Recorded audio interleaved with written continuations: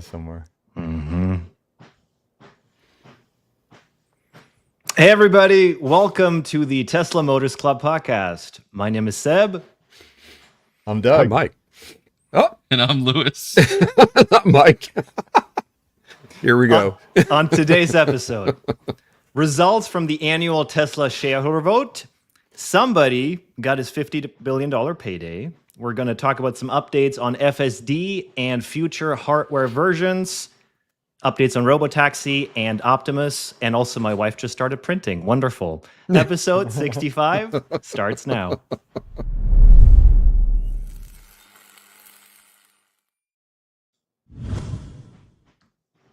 That was a funny start to the show, huh? Yeah. Is that what that was? Is that Welcome to the real world. I thought it was my chair or something. I'm like, is my chair making noise? No, she looks like she's printing a novel. It keeps going. Oh, And going, and going. Printer? Well, how are you guys doing? It's good to see you. Yeah, It's all right. it's been a little while. I know we all watched the stream yesterday, right? Interesting, very long. That's a word for it. It was like Good. 2.5 hours. It was pretty long. It's pretty long. Good questions from the audience. Interesting shareholder proposals, I thought. I know you guys posted some comments. We were all kind of talking.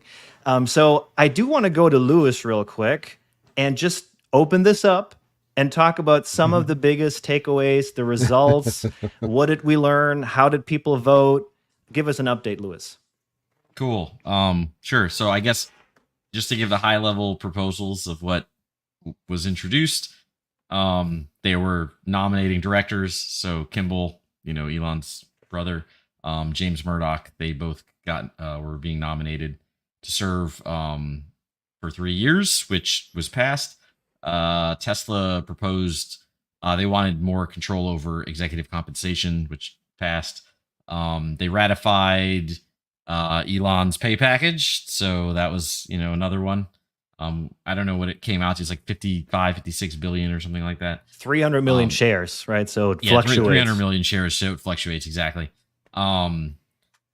And then they also did they brought on PricewaterhouseCoopers as their accounting firm, which nobody cares but except for them, but cool. Except And for it the got one that applause. ruined the Oscars. Yeah, well, one of the top Right. four, or one of the big four firms. Good for you. Price Waterhouse cares. Yeah, they do. And then there were a number. So there were 5. Those were basically the 5 Tesla introduced proposals that the board basically proposed. And then there were, I want to say, like 7 from the shareholders that happened. They were basically reduce the director terms to 1 year. So basically right now the directors get 3-year terms, or at least every other year or something like that. Or no, sorry, they are 3-year. They last year proposed to do every other year and it did not pass, and now they got through 1 year, so this proposal did actually pass. And then the other one was simple majority voting provisions. So essentially some votes required to have it was something like 65% of the shareholders had to approve it to get majority. And now they just passed a proposal where they no longer need that. It's just simple majority. So 51% and you win, which is interesting because that went through in part because of some of the previous years where things did not pass, because they'd have like 55%, but it wouldn't be enough to get it through. And the board was against both of those proposals, by the way, yet still it passed. And then the other remaining ones, there was some stuff about like anti-harassment, DEI type stuff, wanting more, collective bargaining, and freedom of association. So union related things. And again, keep in mind, Tesla's a global company, so it's not just for the United States. This is for other, countries like Germany and whatnot. Well, stuff that was going on in, was it some Nordic company or country, Scandinavian country, Like Norway. I forget where it was, but maybe it was Yeah. Norway. Yeah. So basically, they were proposing those. None of those passed. They wanted to.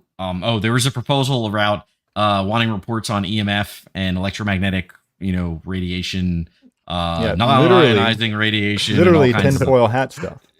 lots of tinfoil hat stuff, which was interesting because it was like medical professionals that don't have knowledge of physics apparently. And then basically some other stuff around reporting and metrics of senior compensation plans. How do they line up versus other Fortune 100 companies. And then also wanting, and this one I was kind of disappointed. It was deep sea mining. I wanted this to pass. Basically, they wanted Tesla to commit to not use deep sea mined resources, primarily because there's lots of evidence that it will be very damaging to the ecosystems, and there isn't a need for it. And Rivian and GM and a bunch of other companies have already agreed that they will not use deep sea mine resources, but Tesla, it did not pass, and Tesla's not committed that they will avoid it. So I wanted to ask you guys a question about that. I personally don't think they are going to start that, but do you feel that they're trying to keep their options open because Elon also said that if there's a geopolitical issue and China can't produce or can't supply the lithium and other resources for the batteries, they want to be independent? Do you feel like that might be playing into that? I do. I mean, I think they just want to keep their options open.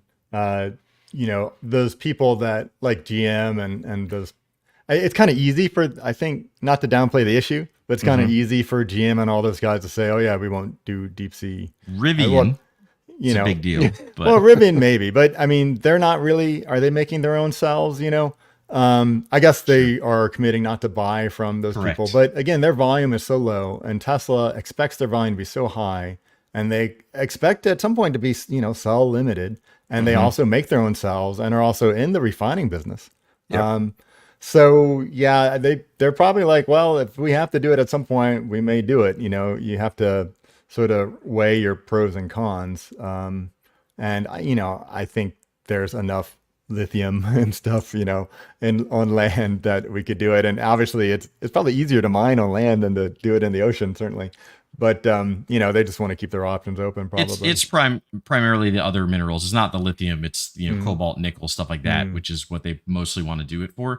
But modern battery chemistries are improving at a rate where we probably don't need those resources anyway in a few years. So. Yeah, they're keeping their options open. Some of the other ones I think are worth revisiting and chatting about a little bit. What was the one? Let's see. I forget which one I wanted to talk about. But most of them didn't pass. The two that did pass were number 6 and number 7. Yeah. Number 6 and number 7. The guy that I guess he had a pre-recorded thing for number 6. It was pretty eloquent and very well argued. Though he did get booed in the audience. But I think it's pretty relevant to have a little more oversight. This board is very much Elon's board, and you think? Which is also why the Delaware judge, right, had kind of decided that the vote was. I mean, skewed. It wasn't exactly right because it was very skewed. You know what? I just realized because I'm stupid. I missed one of the biggest ones that people cheered about. Them relocating to Texas. Oh, right. Yeah, that was the other one I forgot to mention. Yeah, and that did pass. That was the board wanted to do it. So Tesla's reincorporating no longer in Delaware, now in Texas. A big part because of the court basically rejecting his pay package from 2018. Vote. Right. So, so what does that mean, right? So the pay package for just it being reapproved doesn't instantly do anything, right? It's not like it overturns the judge's decision. But the move to Texas means that they can, just redo it, for themselves and the guy should be paid, I guess. He hadn't been paid for the last 6 years. Well, he gets paid if he meets the requirements of the package. And he did. Which he did. Mm-hmm. So, and now, right now that's probably worth around 46 million. I guess it's all right. I mean, when he came out, he was so excited and happy. And it was kind of nice to see Elon happy instead of, complaining about bad mood. The woke mind virus or whatever else he's going on about. That's because he has a way to pay for X now. Well, that's the thing, Tesla he has all his his essentially private companies, the Boring Company, the XAI, Twitter, or X or whatever. Yeah. And Tesla is kind of the piggy bank, right? That's where Pretty he much. gets the money to fund these things. Okay, that's fine. Based on what we talked about last week, and what we didn't want is like the real wild card is unhappy Elon, right? And what does he do? And he essentially, things that I would think in any normal company with any normal oversight would be disqualifying. Essentially threaten the company. That's a little bit concerning, right? Threatening to basically, Take my toys and go home. but it sounded like basically take company assets and go someplace else. Anyway, okay, I think that uncertainty is gone. He'll stay with Tesla. But part of what that pay package was supposed to be about was to keep his attention on Tesla. And he does really seem distracted with a lot of stuff. But I guess he's a little bit reinvigorated. You could sort of tell, like, the Y, for example, that's the best-selling car in the world, right? Globally. That's right. Globally, right? That's right. But it's also not that interesting to him. The Cybertruck was interesting to him. But that's old news now. Move on. Yeah, kind of. I think the Optimus stuff is interesting to him. The, self-driving stuff is interesting to him. My feelings on the Cybertruck. Don't stick your finger in it. On the Cybertruck, they oscillate. I guess I like the technology in it. I like seeing different things on the road. I don't necessarily like what it represents, though. It kind of feels like the Hummer of Tesla. It's like this big thing that's not that efficient. No, doesn't have good aero, and it's also big and heavy, and also. It kind of seems like a murder machine. Like, he talks about when he talks about the future looking like the future, and as we said, that future was an '80s dystopian future, right? It's less Blade Runner and more Death Race 2000. If you ever saw that movie with David Carradine, and it was this dystopian future about you have these racers and they got more points for the pedestrians that they ran over, and you have all these stories about people like, scratching themselves on this thing. It's a little scary.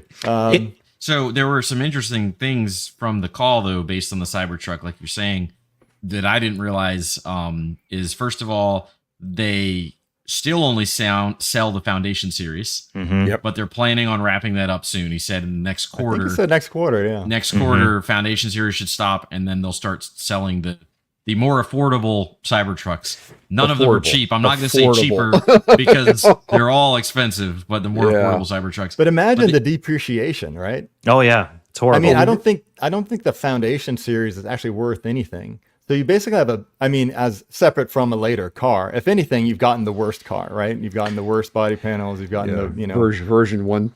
Yeah, you've gotten version 1. So the early adopter tax. You have a built-in 20K depreciation, just built in, right off the bat. And EVs in general, we've seen basically after a couple of years, you're losing around half, in terms of value. So that's going to be kind of rough. I don't know that car is going to really hold its value. The other interesting thing, though, based on like what you just said with the, being dangerous or, whatever, is they can't sell it in other countries. It does not meet standards for safety in Europe, in Asian countries, in domestic market only. He specifically said they currently designed and built it for North American standards. Yeah, and because somebody asked, will we ever see it in Europe? Will we see it in other countries? And he said, well, we'll have to. We built it for North American standards, so we'll have to make special versions for those markets if we want to do it. What he said was that to try to make it good for other regions would have been to make it less cool or something like that, right? Yeah, it would have made a worse product if they had to keep in count of all the other safety regulations. No, pedestrian safety sounds like an important thing to me. Given big trucks anyway, right? Like those trucks where the grill is like above an average person's head, right? Yeah. Where it's like, okay, instead of you bouncing over the car, it's like instant death. You know, whereas, you know, the Cybertruck, you have that issue and it's going to lacerate you. So, yeah. Yeah. I mean, there's just no crumple zone. It's like a brick hitting you at 200 miles an hour. And I actually wonder if that's why they capped the top speed. Because if you watch all these quarter-mile drag races, it's fast. The thing is fast. Even if the thing against the Porsche was doctored, it is one fast truck. And I'm almost happy that they capped it at, what is it, 125? Because imagine that thing going down the highway on the Autobahn, and it's just doing 160 miles an hour. That's crazy. It wouldn't be legal anyway. It wouldn't. That's true. But he did say Germany. within a year or two, Elon timeline, they would be coming out with the special version for different markets. So how are they going to make that thing legal in Europe? I can't imagine the whole front being plastic. No idea. I don't know if there's that much of a market in Europe, given what it represents. I'm pretty sure it'll sell well in like Dubai and, you know, the Middle East and you know, places that like the race Lamborghinis on sand. Or whatever. Can you imagine trying to drive that thing around the UK with the little tiny roads they have? Yeah. No. Yeah, yeah, it's too big. Anyway, I don't think that should really be the goal. I always felt like Cybertruck is a bit of a distraction. You know, the Semi is so important, and he did talk about it a little bit, that it should be going into more mass production, you know, soon. So that's saying that's important for a while. Yeah, well, maybe this time it really is going to happen. Like you said, Elon time, you know? Yeah, I mean, he tried to make the argument that the Semi is more economical than using a standard diesel tractor trailer, which, as far as I understand from experts and other things, is only true in very specific scenarios of doing that type of trucking. And the vast majority of it was not more economical, but maybe that'll change over time. Well, I would say on the plus side with the Semi is it is out, right? Like, and not just Tesla, but customers are using it. So I would hope that in that they're getting a lot of useful feedback, and that they can properly improve this thing and then really start scaling it up, because it's, you know, it just really makes such a large impact. You know, just a few of them make a very large impact compared to, you know, us and our normal little, but you know, Tesla's not the only one with trucks now. I mean, Volvo's got their truck out. Was it Nikola? Yeah. Yeah, they've got theirs out. Yeah, that's good, you know, but I think Tesla should be in this business, and I think they can do a good job of it, and they could be the leader. That's the thing. That's what we like about Tesla, is that they'll do things that other companies won't do. They'll push the envelope a little bit to say, okay, well, this can be a little bit cooler or a little bit more interesting. Sometimes they're wrong about that kind of stuff, right? It's just some idea Elon has, and then, you know, he just imposes it on everybody. But for the most part, I think it does push the envelope, and so I'm happy to see them in that space. Absolutely. Since you brought up Nikola, isn't that the company where they got into trouble because it was rolling down the hill and it wasn't actually functional? The guy. It's funny because, you know, you think about that. I compare that Nikola demo to the Tesla Model S demo, right? Yeah. So Nikola, you know, he kept saying, "Oh, you know, I want to make sure, like, someone could just drive off with this thing right now," when in fact it couldn't drive at all at the moment. And what they did do is they basically towed it up a hill and let it roll down and had an actor act like you know, he was driving it or whatever. And yeah, that guy's in jail now, I think. Yes, he is. Trevor? No, what's his name? I forgot his name. Can look it up.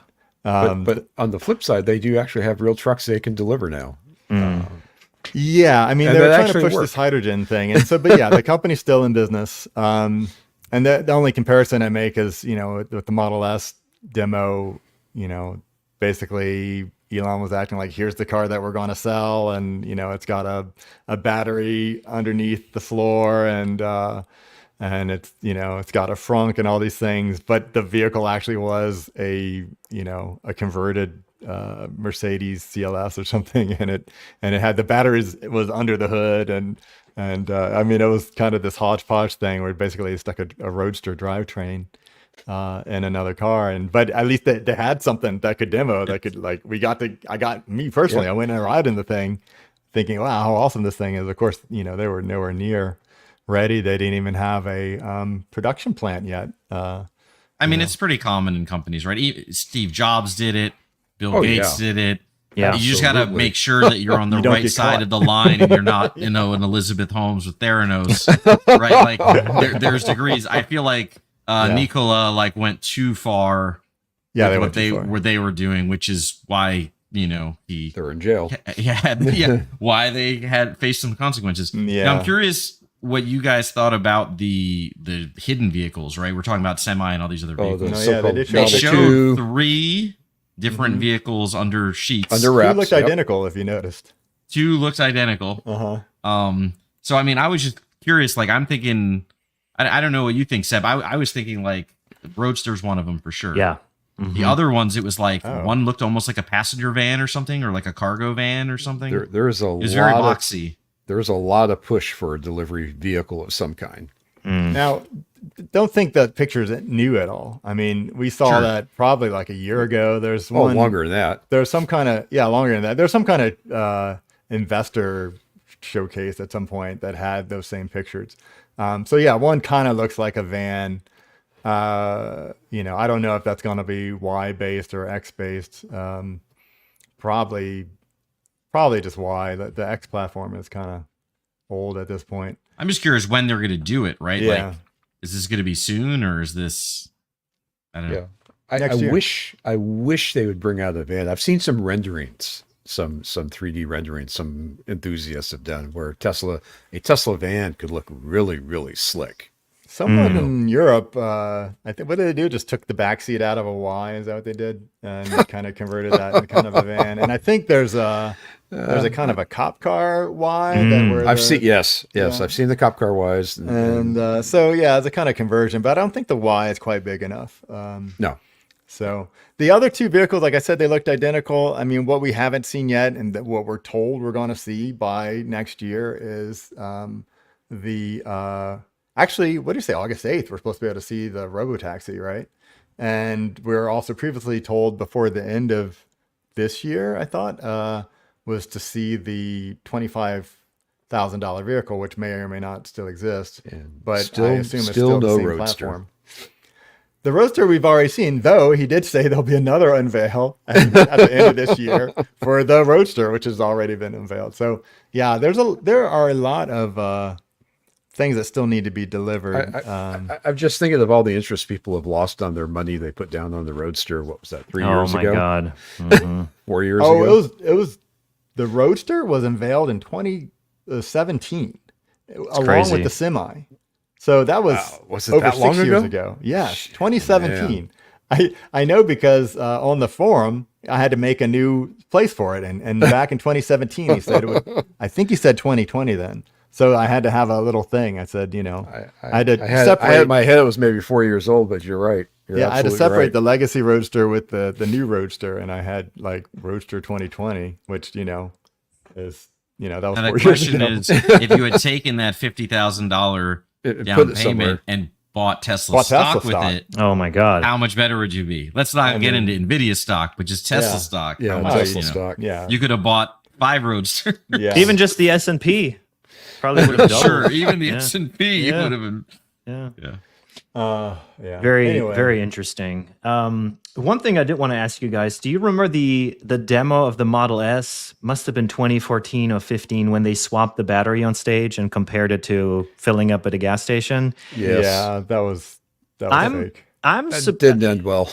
Right, but I'm kind of surprised, even though it didn't make sense for passenger vehicles, why wouldn't they have designed the Semi to just put a battery pack on the back? Because that would have been a little easier to swap that way, right? I think they sort of are, right? Because they have the tractor trailer itself, the actual cargo area. They have those with batteries in them as well. It's not just in the cab, was my understanding. And so I think the intention is you could effectively swap that as well.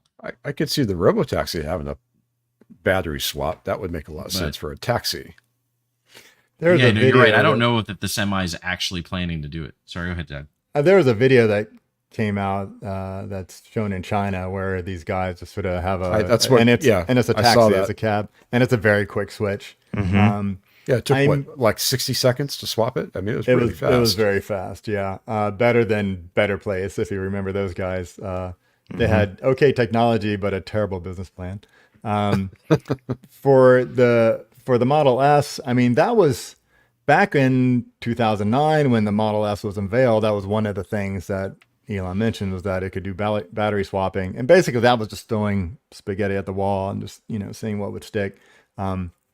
As we get fast charging, that never really made a whole lot of sense. And the only reason they even did that demo was for the rules for the zero emission credits had changed to favor fast refueling. So it was mainly because of the hydrogen lobby, because that was the one thing hydrogen supposedly had over EVs, was that, they had fast refueling. And so if you could show that you could battery swap, even though nearly nobody did it, if you could say that, okay, this vehicle is fast hot swappable, hot swap or whatever, fast swap, fast refueling, they call it, capable, that you'd get, a larger percentage of zero emission credits. And so that's why Tesla did it. And then when the rule changed again, they dropped it altogether. But that demo, I mean, you just know they didn't show any of the operation. They acted as if it was some machine doing, but you knew just under the stage there were people with, they probably had a guy on each bolt ready to go, just to pull the bolt out and pull the battery up and put it in. And they'd have pit crew from Formula One. That's what I was just thinking of. Exactly. Pretty funny. Well, closing out on the Cybertruck, the one interesting tidbit that he did share is that they hit a production goal of 1,300 vehicles a week, which is impressive, with the goal of going to 2,500, I believe, sometime in Q3. I did also read on various forums, including TMC, that people that have placed their order on day one, they've been getting offers basically to buy their Foundation series. There's also now people that have not ordered the Foundation series that received the invitation to order. And even people that were in queue around 3 million, right? They can now also order the vehicles, which tells me there's a lot of people that put money down and then they're like, nope. Thank you. Yeah, I mean, I tend to think it's not as popular as it was. And especially, I mean, if I wanted one, I don't necessarily want one, but if I wanted one, just wait a year. Wait the year for the people not to be penalized to sell it, because I think there'll be a lot of selling, and I bet you'll finally get that $50,000 Cybertruck that he originally advertised. That would be the problem is, if you wait a year, the 5-year-old that tells you it looks really cool will be 6, and then they won't think it's cool anymore. Think it's cool anymore. But yeah, I mean, if you're smart money, you'll wait, because I think the depreciation will be high. And if you really want it, but you're a little bit patient, I think, the people that made out are the YouTubers that, wanted it early and got tons of content from it, because it definitely was popular. But I think that's kind of waning. And honestly, besides the tech on it, I don't think it's necessarily that interesting. I don't even think, like, the interior doesn't blow me away. Like, why doesn't it have a heads-up display? Why does it have, why does it have the lower tier display of just the center thing instead of something right in front of you where you want it? So anyway, I'm happy for us to move past the Cybertruck, and to me, the Roadster's more interesting. Deliver on that. Robotaxi, whatever it turns out to be, that's more interesting to me. Let's see it. We need the update of the Y. And I think S and X, even though they're much lower volume, I'd like to see those evolve a bit too. It's been a couple years, since those had a refresh. So I agree. Let's see what's next, Mike. I just want to throw something out to you guys and get an opinion. We've talked about the Cybertruck and what Elon had to say about, 1,300 units, and he wants to bump it up. Ford just announced their results for May, and they're up something like 64% in sales. They've sold 3,300 units for May of their Lightning, and it's going up. And they are considered the number one EV truck seller right now. Do you think Cybertruck's going to catch up, or do you think they're playing a game of catch up?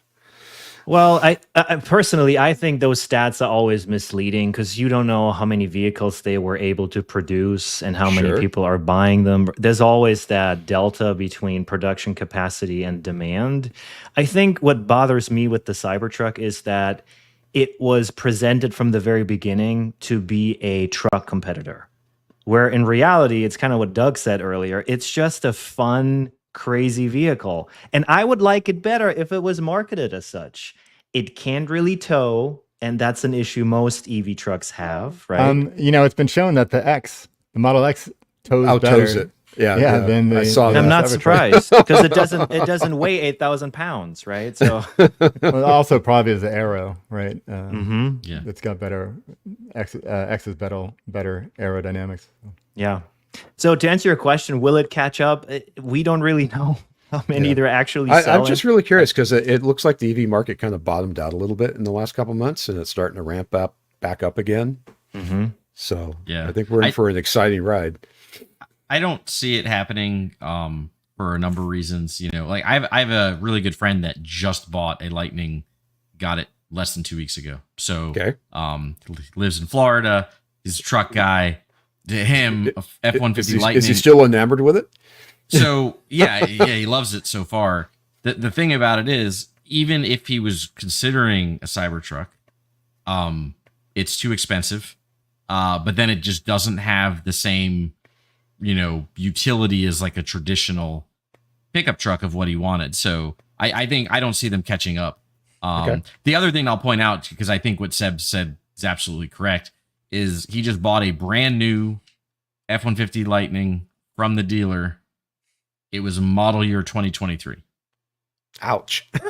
So, well, I mean, he got a really good deal on I'm it. sure he did. But so keep in mind that, they sold a lot of trucks. Yeah. How many were them are new? Still How many sitting did they there. make? I agree with Seb. It's possible that they were just really good deals. So There you go. Yeah. Well, you guys said it. We want to see what's new. And one of the things that they talked about that's coming up pretty soon, actually, is going to be new versions of the FSD hardware, right? Oh, so 4 is out at the moment. And I think you guys wanted to talk a little bit about how that's running in emulation mode. I thought that was interesting. Lewis, you're the resident AI expert. What did you think? well, Congratulations, Lewis. I'm still mad that I can't retrofit FS Hardware 4 into my Hardware 3 vehicle. But okay, moving on. We definitely learned a number of interesting things from Elon and him answering questions and just talking about FSD. On the hardware side, so most vehicles out there at this point are probably Hardware 3. However, newer vehicles, true? I would say most of them probably are because they upgraded a lot of people to 3, and then also 3 was sold for several years. So like Ys are all 3, unless they're new. But the newer ones are 4, but 4 hasn't been around for a year. Yeah. So my Y, which is a 2024 inventory, so it's been sitting on the lot a while, was Hardware 4. Sure. Yeah, Hardware 4 started being shipped last year, but not on every model. And so I don't know. It's debatable which is the most prevalent. I guess we could look at some of those trackers and see what they say. But either way, Hardware 3 was the dominant until recently, if it isn't still. Well, I think what's key is that all of the FSD work that's been done has been targeted at Hardware 3. And what he said was that I was going to get to that. I was going to get to that. Okay. Kind of a long way around. Yeah. So we're talking about the hardware. So Hardware 4 exists now is what all the cars are shipping with. Yeah. And Hardware 5, he said, is about 18 months out. Yeah, so vaporware. From a hardware standpoint, that's kind of where, who knows when Hardware 5 will actually happen. As far as the differences in the hardware 3 primarily, it's a little bit slower processor. It has one less neural net core. Like some of those things, sure, it doesn't really matter that much. The cameras are probably the biggest difference, where Hardware 4 has 5 megapixel cameras. Hardware 3 is 1.2 megapixel cameras. So the clarity of the cameras is much better in Hardware 4. The difference. And also the color definition is much better because it seems like, this is our speculation, Doug has said this before, Hardware 3, probably the camera feeds weren't intended for us to be looking at. It's more for the car to do its thing. hardware 4, they're kind of recognize, yeah, people want to see the camera feeds. You're using them as turn signals, as Sentry mode, all that kind of stuff, recording, dash cam. Yeah. So we care about the color. So they've improved the color quality there. So, and then the other big one was hardware 3 had an older radar, and then a bunch of cars that had no radar. And now the car, so they pulled the radar for a while, and now hardware 4 has a better, what Tesla's called an HD radar unit, just a higher quality radar device in the front bumper, basically. So anyway, so hardware 4 is definitely better hardware. But now getting to the software of it, as Doug was talking about or alluding to, what they pointed out is, but even though hardware 4 exists, it's always been running in a mode where it's basically running as if it's hardware 3. Sure, you have the better camera quality of the pictures, but the FSD software itself is trained off of the data from hardware 3. It's designed and intended to run at the rate that hardware 3 can support. So what you're saying, Lewis, really is anyone with hardware 4, congratulations, but your fancy cameras are really kind of crippled because the software won't actually use that extended capabilities. It's debatable. So the thing is, like, what I think it probably is the rate in which it'll do inference. So how many calculations per second it can do, how many parameters the model can have, how many layers it can have, all these types of things that can impact the performance of the neural net have all been sized so that it fits in the hardware support of hardware 3. So you're not leveraging the fact that you can support more parameters and more neural net layers and all that kind of stuff. The camera quality difference, yes, is definitely a factor, but I don't think it's as big of a factor when they're talking about it as these other things. Now, for example, it'll probably detect and read signs better, but guess what? A neural net, for the most part, is like just compressing data, extrapolating information out. It doesn't need as many pixels. That's why they didn't do it in the first place. So sure, sign readage and stuff like that, more detail is going to be different, but most of the decision making in your car, right? I have glasses. Legally, I need to wear glasses to drive. I can drive without my glasses. I'm not going to get into an accident, right? Yeah. It doesn't matter. The megapixels are lower, but again, I think it's more the rate. It's the free, how size the model is, how many layers. That's going to be the bigger factor in performance. I would say, as we mentioned, Sentry mode and dash cam, those were afterthoughts and just software updates, which was great. Yeah.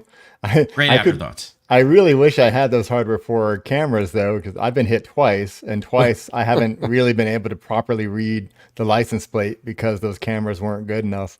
So I think those hardware 4 people are doing better than me, because those cameras would actually be able to tell what the freaking license plate number was. So I could have, gotten those. I agree to pay for it, because my Y doesn't have ultrasonic at all. It requires Tesla vision, and so that's the only way I can see around my car when I'm parking, for example. Mm-hmm. And as a hardware 3 person for my Model 3, I'm kind of nervous about that. And you didn't get a nose camera. I did not get a nose camera. No. Yeah, I agree with you. It would be nice if we could at least upgrade the cameras from hardware 4. But we can't. I'm assuming due to compute or just due to the fact that they don't want to bother. Right. I don't know if it's more wires or more whatever it is. From what I remember, though, I think it's mostly just it's the computer itself that can't be swapped out. So it's probably more of a concern around. Oh, but I think also too much data. The connector is completely different, and they did make a different connector. But the question is, did you need to, right? Kind of thing. Like, could you retro that? But I don't know. We had a comment that's along lines here. Nigel Bradshaw says, takeaway from the shareholder meeting and this discussion we're having. Takeaway was Elon looking sheepish when announcing that FSD will be branching. So hardware 4 will have its own FSD. Decide for yourself what that means for pre-hardware 4. Well, we know pre-hardware 3 is screwed to begin with, right?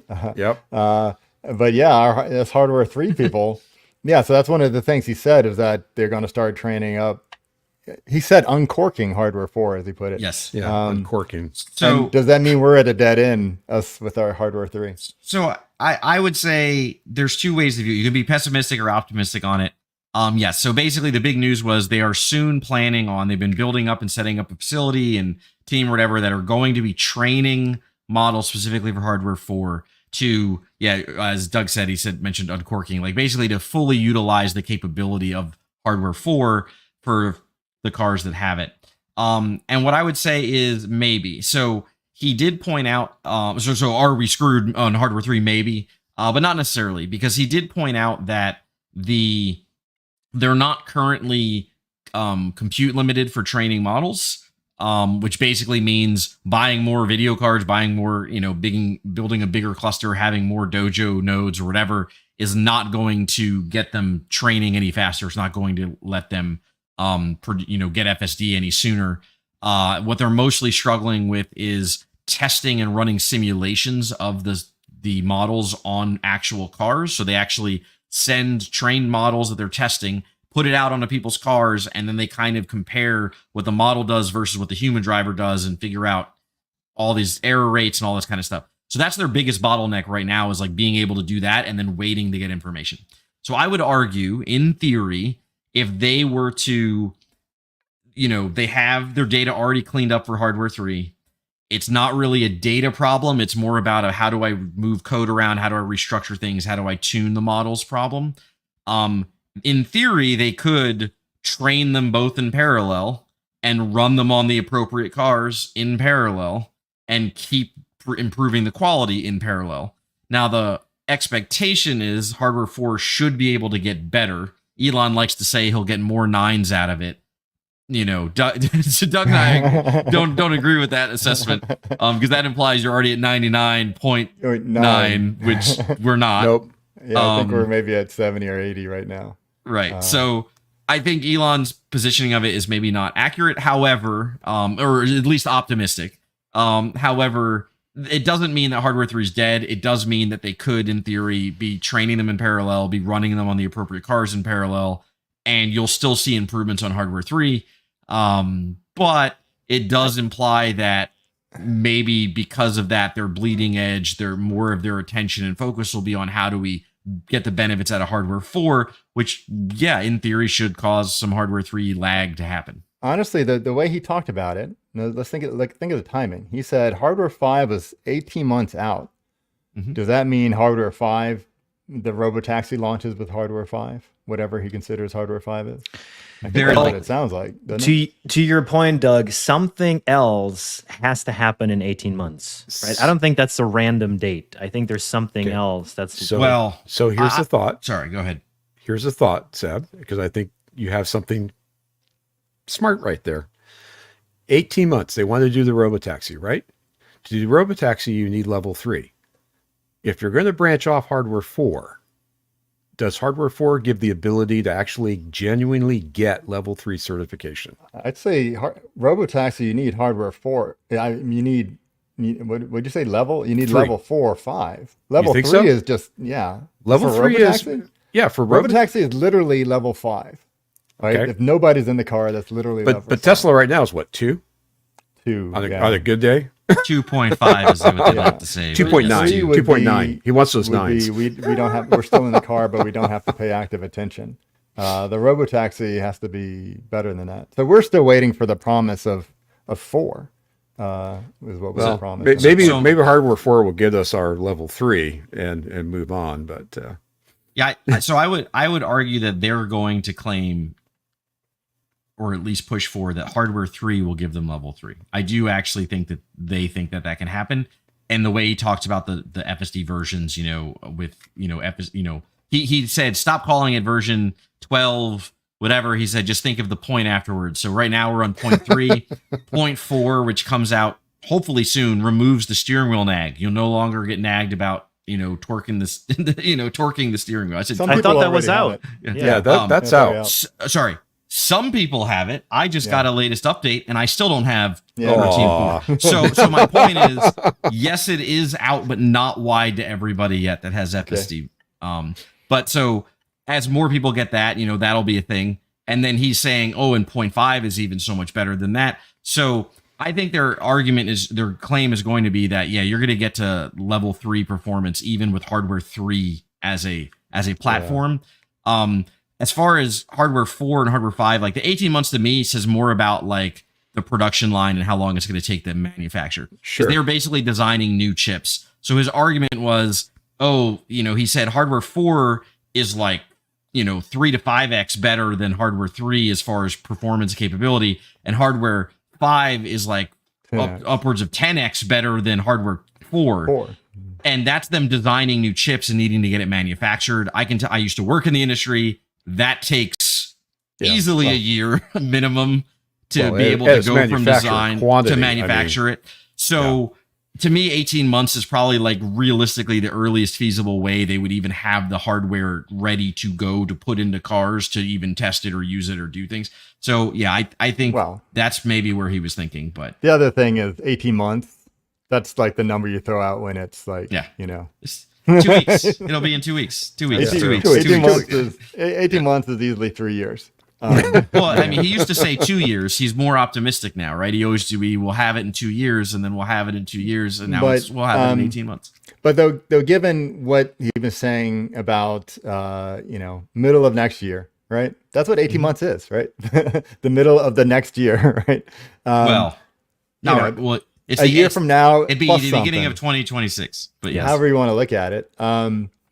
And that should be around when, we're starting to see some unveiling of the Robotaxi, or maybe something starting to roll off the line. So I would hope. I'm surprised hardware 4. I know we keep coming back to this. I'm surprised hardware 4 doesn't have a nose camera.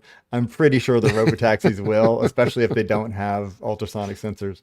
So that will probably be part of hardware 5. Yeah. So the interesting duct tape thing, the camera on the front for Doug. Yeah. So the interesting thing, though, to think about it's for you. It's for everyone else. If you think that Robotaxi requires hardware 5, just consider hardware 4 has been out for about a year, and they're still not. It still isn't being used by the software. So keep that in mind. Right. Realistically, I think Elon thinks hardware 4 is going to be adequate for Robotaxi. We all know software is hard. And think about the Cybertrucks right now that are hardware 4. All hardware that have 4. Nothing. They have nothing. They have no FSD. I think they maybe have lane keeping, but what's the holdup there? Yeah, do we know why that is? Is it just the different geometry and the most likely the 2-axis steering? Like, I think it's the steering. I think that's probably a big part of it, is not having a good model for that yet. But you'd think they could train that up. It's just math, right? I mean, you just multiply. It's just math. Just math. I know. It sounds funny. Says the German guy. Yeah. I mean, in America, our education system isn't that good. So it is larger. And at low speed with the rear wheel steering, that means that the rear will swing out some when you're turning. Yeah, you got to track that. So I'm not sure what it is. I mean, all between X and 3, there's some different geometry in a way. Like the cameras are in slightly different positions. And when you put a new camera in or whatever, you reset the thing, it takes a little bit to reset itself. So I'm not really sure what the limitation is. We've decoupled, they've talked about they decoupled camera signal to building the representation of the world from control, right? It's not like, you move the cameras around and now we got to retrain everything. That's not what's supposed to need to happen. So Doug's probably right. It's probably has more to do with controlling, and as you said, Seb, the steering, right? That's probably the bigger factor. But we don't know. None of us work there. Don't know. Yeah, I mean, it's just speculation at this point, right? But it might even make sense for FSD to disable the steering in the rear axis and just simplify it, right? Because then the vehicle moves differently. I mean, it could do that. It's all steer by wire. It could do that. Yeah. But yeah, I don't know. It might be a risk thing. Right. It's too big, and if it hits a pedestrian, they're worse off. It'll shred them. They're worse off. Well, 18 months. My first thought, honestly, was that might be when the refresh Model Y comes out, because they haven't talked about that at all. Maybe it's coming sooner than that. Yeah, I would hope sooner. Yeah. It's the best selling car in the world, right? They're kind of just riding that wave. But, Lewis, you brought up the steering wheel nag. You know that anybody who voted against the COM package, they're never going to get rid of that steering wheel nag. They're just going to keep having that the whole life of the vehicle. It's a good thing I'm not a shareholder and I didn't vote one way or the other. There you go. It's a good thing I'm not either. Since you guys brought up the Robotaxi, you want to talk a little bit about that whole analogy of Airbnb and Uber and Doug? Yeah, sure. I mean, it's interesting. So Elon talked again during this meeting about the Robotaxi. He didn't say anything particularly new. We've heard this before. But yeah, that there are essentially two models, not just two vehicles, but two business models. And that, the cyber cab, he didn't actually use that word this time, but that I noticed. But when that comes out, that would be an Uber type model. And that, it's a vehicle that's owned by Tesla that, people can call and use.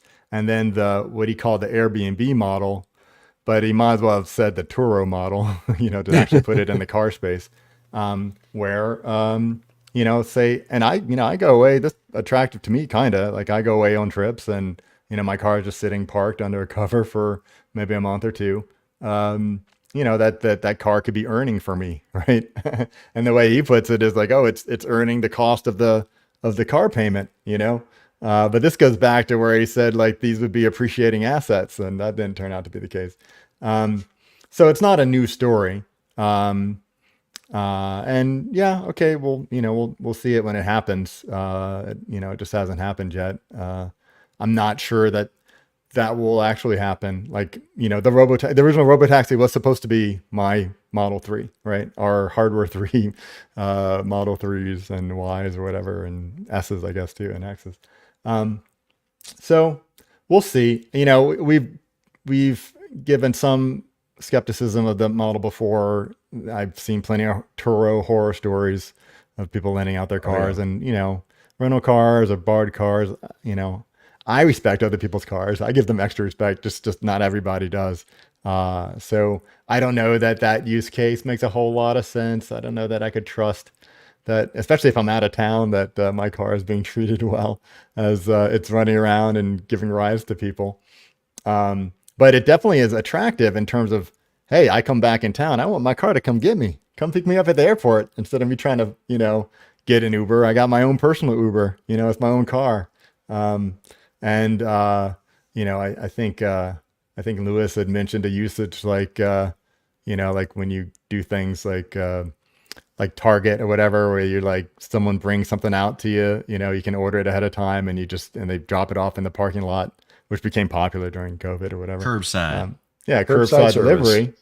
I can just send my own car to go get it, I don't have to tip the Uber Eats guy. I got my own car going to go pick it up. They just have to have somebody plop it in the passenger seat, or maybe you have a special little insulated bin or something for your food, or the frunk that could automatically open that has we have a vendor that has like some kind of portable, refrigerator, or you could also have something like a heater for your pizza or whatever. To me, that's a great use case.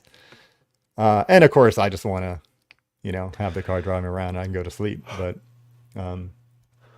so I don't know. I guess we'll see. We'll see if it actually happens. It's an interesting one. I guess the last kind of topic, or just I feel like it was a comment more so on the side where Elon just dropped subtly that they have two Optimus bots working in the factory autonomously. So I think you guys had a bit of a reaction to that, right? Yeah. we have a reaction for everything. Well, we're very judgy. It wasn't a side thing, really. I mean, he talked about Optimus quite a bit. He sees this as a huge market. $25 trillion market cap. He said probably at volume that they'd cost around $10K, which I think is the right price point. If I'd buy one for $10K. Manufacture. He said $20K to sell it, $10K to manufacture. But okay, yes, well, yeah, $10K would be better. Can it fold my laundry? But that's what we were kind of thinking about before when we were talking about it, and I think he could sell something at $20K that doesn't do anything. Just kind of walks around in a circle and And then with software updates, you can, tell it to do a TikTok dance or something, it won't matter, right? People will buy it for that. Yeah. People will buy it for 50K, when it's early, you can't do nothing. Yeah, that's because it says Tesla on it. But yeah, I mean, he says he sees eventually 2 humanoid robots per actual person. Is he trying to get us all killed? Is that what it is? It sounds like they're going to outnumber us, If you think you're safe in your house, well, guess what? You got 4 people living in your household. Well, there are 8 robots. One to hunt you down, another one to slit your throat. It's like, what are you gonna do? To be fair, I think his calculation is based on like 1 per home, but then also in all the factories and workplaces there would be multiple robots working. So, but yes. I don't think he thought like, oh, you're, a married, couple with kids, and so you got 8 in your house. Although I'm sure he would love for us to pay. He said it would babysit your kids. Yes. Yeah, 1 per house, babysit your kids. I think that's a fair, like, if you think about something like iRobot, if we actually had robots, it's a fair vision of the future. Not the bad part of iRobot, but the just the concept of having a fully functional autonomous robot that can do everything from cook to clean to shopping, whatever, all those things. Of course you would want to have more of them than people, right? You would want that. I've got visions of Westworld in my head right now. The robots. Here's the thing. Just keep in mind, if you had the ability to give them all of the functionality, but be confident that they are not actually self-aware and actually intelligent, they're just following a program, but the program is really good, you don't have that concern anymore, right? I get it right now. There's a lot of nebulous stuff around the models and what they're doing, but if you could have it, you would want it, right? If you could be confident that it's only going to do what you want in a safe way, of course you would want a robot. You have not watched the right science fiction movies. I have watched all. He's watched them all. He's watched them all. I am in Jan's camp. If you're familiar with Jan LeCun, the chief researcher at Meta, I do not anthropomorphize modern AI at all. I do not think of it as being intelligent. I do not think of it as being a person. I know very deeply how it works. And to me, it's just a very sophisticated program. So I don't know. That doesn't mean it can't hurt you. We die from things all the time that are very, that are way less sophisticated, dumb machines. But anyway, point is, I think most of the world would want one of these if they existed and if you could believe that they are safe. And we'll believe they're safe until they're not.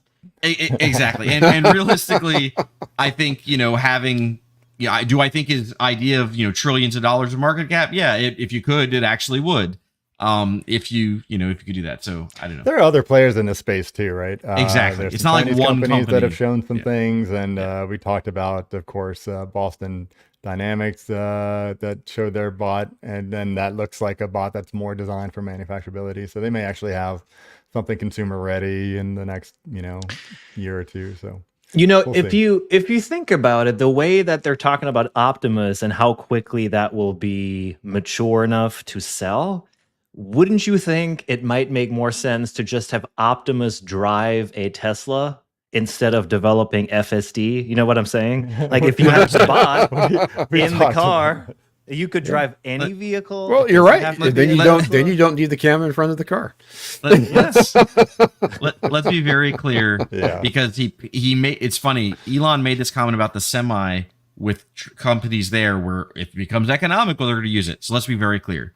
The day Tesla believes that Optimus is actually good in a factory is the day they will have a shitload of them in their factory and will fire a lot of people. I hate to say it, but from a company standpoint, if Tesla truly believed that they had robotaxis ready to go, not a product called Robotaxi, but an actual self-driving car, they would become Uber overnight and they would not sell it to you because they would make more money not selling you the vehicles. So let's just be very clear. Tesla says these things to get people to get hyped into wanting to buy it to do a function that it can't quite do yet because they will make more money selling you the thing and you being liable for it. Once it actually is good enough to where they should own it, they will make more money that way. Why would they bother selling it to you? I recall a little company called Microsoft does that. Yeah. I mean, it just, again, they have factories. If they have a robot that's awesome in factories, they would just build more of them, because their only limiting thing is they don't have enough labor that could do the stuff that they want, right? Like, why would you sell it to other people? Yeah. So, anyway, that's a bit of a tangent, but it's related. But before we wrap up, along those lines, Lewis, if we backtrack to FSD a little bit, somebody asked about the transferability of FSD. And it was, one of the open questions at the end. And what did Elon say? Elon said, it's like, Kim, do you think we could transfer FSD again? And he said, we got to get revenue somehow. That's what Elon said. We got to get revenue somehow. I'm like, whoa. So they know. Money. I mean, they know. Money. It is free money, right? It's free money to have us buy FSD again and again when we haven't yet really gotten what we paid for yet. So yeah, they're well aware. And so, like you said, Lewis, if we can be paying for it and taking the liability, because that's what we're doing, right? When we use FSD, we're paying for it, but we're calling it FSD, but it isn't actually FSD yet. It's just a driver assistance thing, but we're still taking all the liability and we're paying for it. So yeah, I mean, when we get to that point, will it be transferable again? But when they do actually have it, maybe we are kind of screwed in that, we don't even get options, because if Tesla can really make more money, why would they spend time selling me a car when they can sell me a service, right? Yeah. I would add to that after how many years of autopilot and then FSD, the economics of buying FSD outright don't make any sense at all anymore. Because if you think about my car, which is almost 10 years old now, and I still love it, still drive it, but if you had purchased that under the assumption that you will have full self-driving, I mean, it's just insane, right? It's been 10 years. And why would you put the cash outlay into the vehicle instead of just subscribing? I don't see the attraction of buying it. Well, outright. And that's the goal. They want it to be a subscription. They've priced it in such a way that you do get the subscription because then that's recurring revenue, and they can change the price, right? When it really is worth what it's worth, will you pay $500 a month? Will you pay $1,000 a month? They already cut the price. I mean, they took the price in half a few months back. They went from $199 to $99. So yeah, another knob they can turn. Yeah. So if you get dependent on it, we need to keep those Uber drivers out there so that at least there's some competition. Right? So because once they're all out of business, then they get a monopoly, then the price goes up, right? Right. Yeah. Good stuff. Well, let's see what's in store for the next shareholder vote in 12 months. Who knows what's going to be discussed then? I'd say for today, that's a wrap. Fun discussion, guys. Thanks to our producer, Danny. And thanks, everybody. He wasn't here. That's right. He didn't do anything. That's right. You're being kind, Seb, but that's all right. Thanks to our producer, Doug. Hey. And thanks, everybody, for listening. If you want to follow us on social media, you can do so on Twitter and YouTube. And if you'd like to support the show, please consider becoming a supporting member. And you can, of course, join us on the Tesla Motors Club website. Until next time. Laters. Peace.